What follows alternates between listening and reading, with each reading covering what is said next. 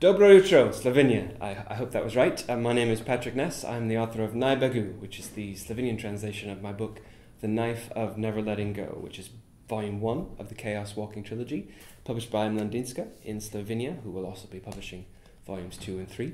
And Begu is the story of Todd Hewitt, who lives in a world where everyone can hear what everyone else is thinking all the time, non-stop, whether you want to or not. And you can imagine that's a terrible thing. And I think it would look a little bit like that, actually. There's lots of plays in the book like that.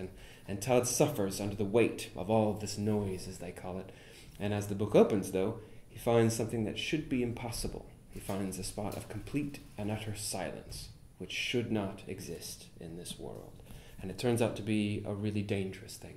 And he has to go on the run for his life, actually. First from a single crazy person, and then eventually from an entire army. And Begu is the story of that chase. It's very exciting, very exciting. Won lots of awards in English, if I'm allowed to say that. And I'm very, very happy with such a beautiful edition by Mladinska.